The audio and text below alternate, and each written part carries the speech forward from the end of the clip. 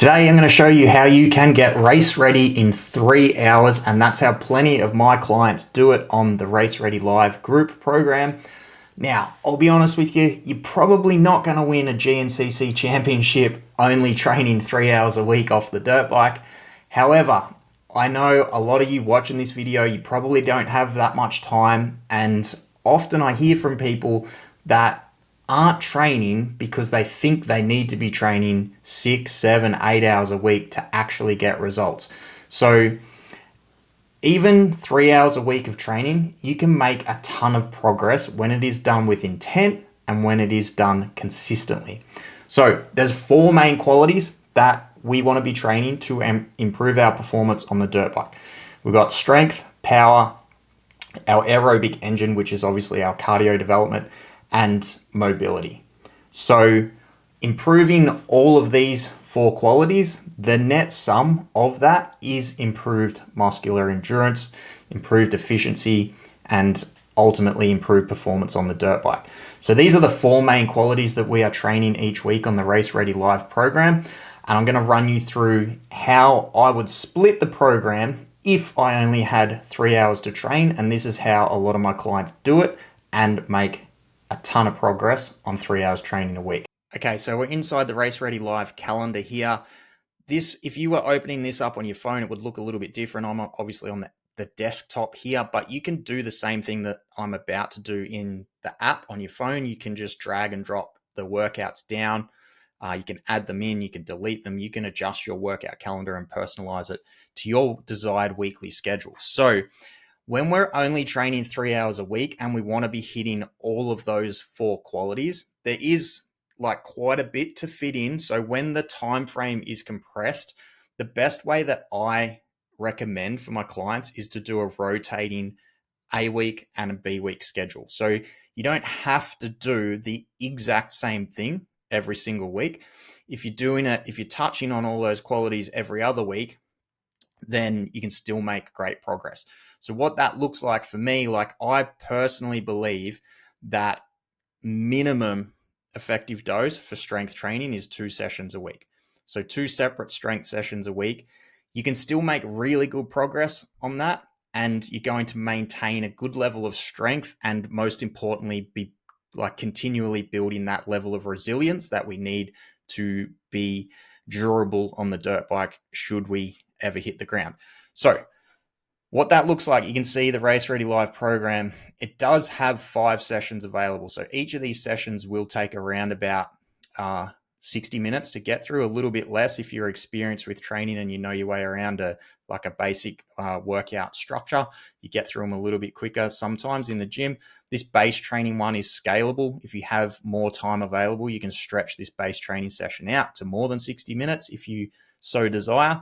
But how I would run it when I could only train 3 days a week. So I'd just go on Monday, Wednesday, Friday setup. We'll move these ones out of the way.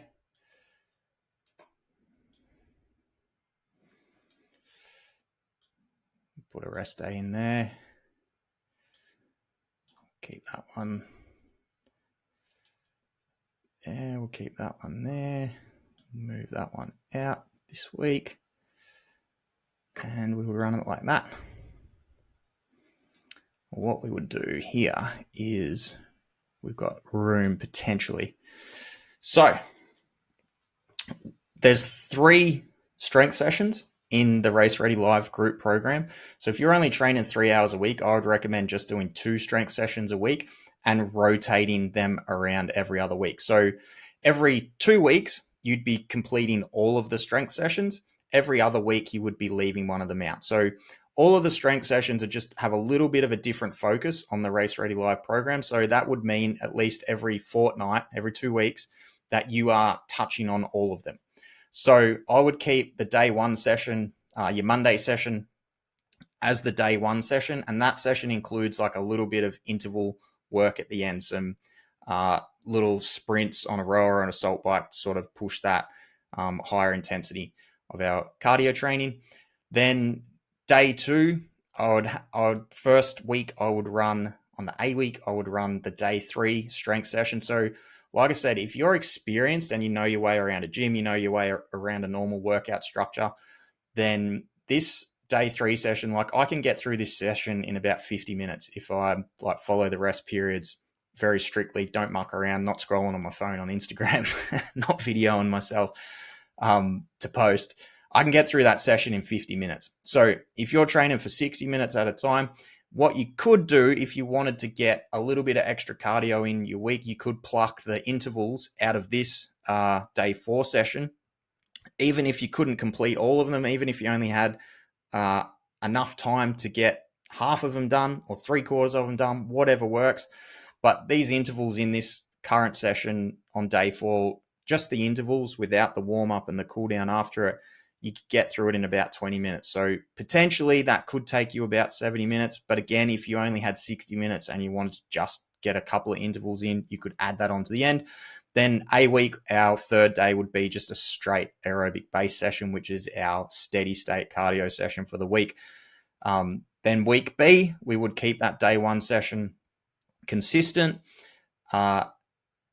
Wednesday, we would go to our day 2 strength session, which has a aerobic, lower intensity aerobic base effort towards the end of the session. So it's a little bit of strength. So the strength part of this session takes about 30 to 40 minutes, depending on where you're at. And then there's some more steady state cardio at the end of this one.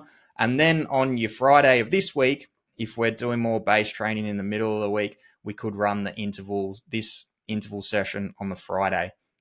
So this interval session, if you were to complete the entire session, does have like some zone 2 as the warm up and the cool down. So overall, it's about sort of 45, 50 minutes again, but you are getting like a little bit of base training in there and some interval work.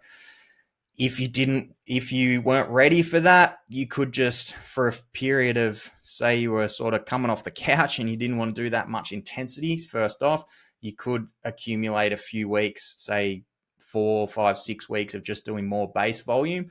And once you sort of built your capacity up a little bit, you could run that alternating schedule, getting that interval session in. Generally speaking, if you're training less volume, like less hours a week, so only 3 hours, you can afford to include more intensity. The more training volume you do, you're going to be limited by the amount of intensity you can do. But when you're only training 3 hours a week, you can probably push that needle a little bit. Like again, if you're coming off the couch, there's going to be a little bit of adaptation there that's going to need to take place. Once you get some consistent weeks under your belt and your nutrition's in check, your sleep's in check, like you should feel only doing 3 sessions a week that you can actually perhaps bring a little bit more intensity in, so you can perhaps afford to do some more interval work each week. But like I said, if you ran this as an A week and this as a B week, you're touching on all of those sessions every other week. So every 14 days, you are completing all of the sessions.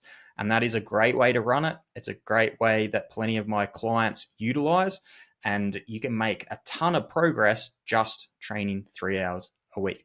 So if you would like more information on the Race Ready Live program, there's a link in the show notes to this episode, which will take you to the website, and you can find out more about the program and find out what some of our clients are saying about their experience and their results on the program.